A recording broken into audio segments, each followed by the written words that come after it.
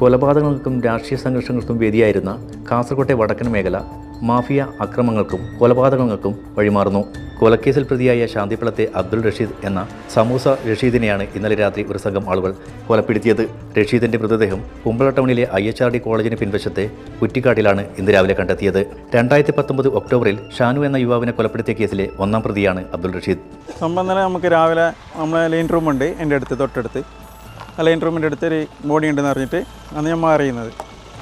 അങ്ങനെ വന്നിട്ട് നോക്കുമ്പോൾ ഇങ്ങനെ ഒരു കൊല ചെയ്തായിട്ട് അവിടെ കാണുന്നു. അങ്ങനെ പിന്നെ പോലീസിൽ വിളിച്ച് പറഞ്ഞു.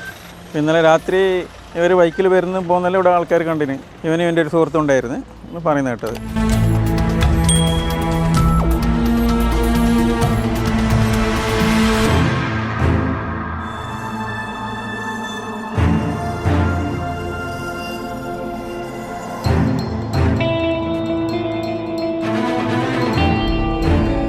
രാവിലെ 9 മണിക്കാണ് ഞാൻ അറിയുന്നത്.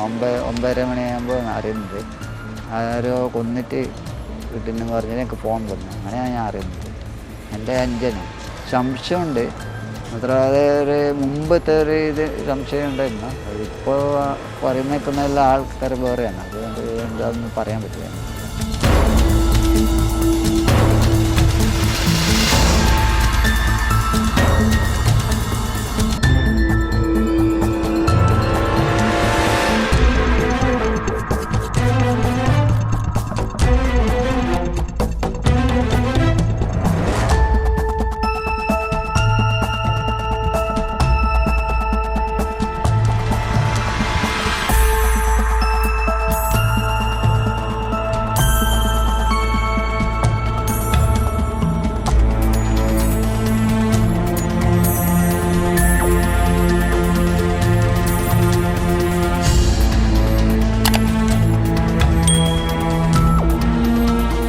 ഇവിടെ സ്ഥിരമായിട്ട് കുറേ ആൾക്കാർ വരുന്നുണ്ട്. ഇവരല്ല, കുറേ പുതിയ ആൾക്കാർ പിന്നെ വെള്ളമടിക്കാനും കഞ്ചാവും പൊടിയും ഇതെല്ലാമായിട്ട് ഇവിടെ കുറേ ഇങ്ങനെ നടക്കുന്നുണ്ട്.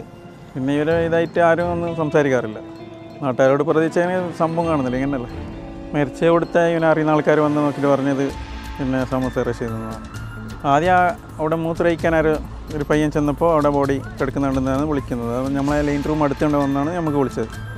അപ്പോൾ ഞാൻ വന്നിട്ട് ഇങ്ങനെ നോക്കിയിട്ട് പിന്നെ സ്റ്റേഷനിൽ വിളിച്ച് പറഞ്ഞ് പിന്നെ പോലീസ് വന്നു.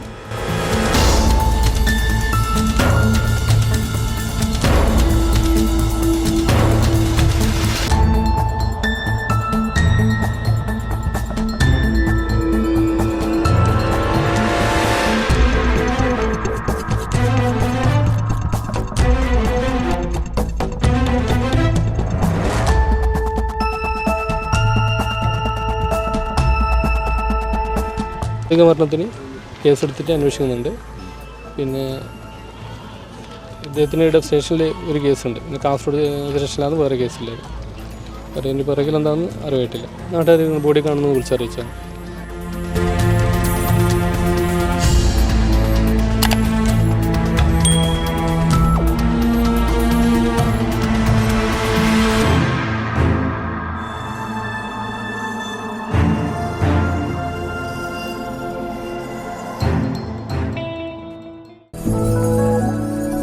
രസകരമായ വെബ് സീരീസുകളും വാർത്തകളും കാണാൻ ഇഷ്ടപ്പെടുന്നവരാണോ നിങ്ങൾ? എങ്കിൽ caravel media YouTube channel subscribe ചെയ്യൂ.